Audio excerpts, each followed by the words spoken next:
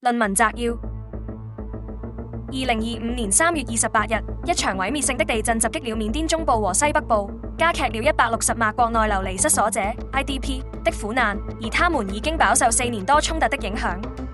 這些地歐收容了緬甸350萬國內流離失所者的近一半，他們面臨着大面積的破壞，讓這些家庭陷入了困境。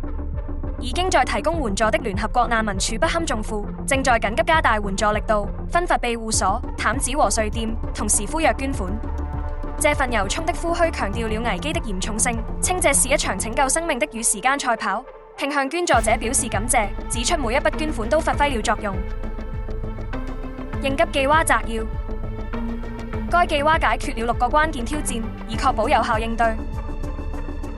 資源不足，優先向最脆弱群體提供援助，尋求國際支持，並使用儲備社團。訪問問題，與當局協調安全通道，使用空投或當地交通工具，並與非政府組織合作。過度擁擠，建造配有衛生設施的間隔開的避難所，分發衛生用品，並部署移動醫療單位。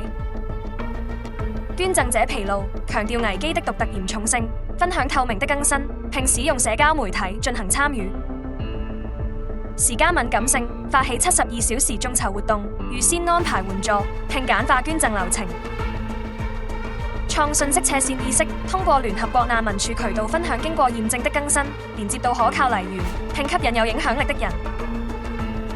文章和記蛙共同強調，需要採取緊急行動和戰略解決方案來支持緬甸在衝突和自然災害的雙重危機中流離失所的家庭。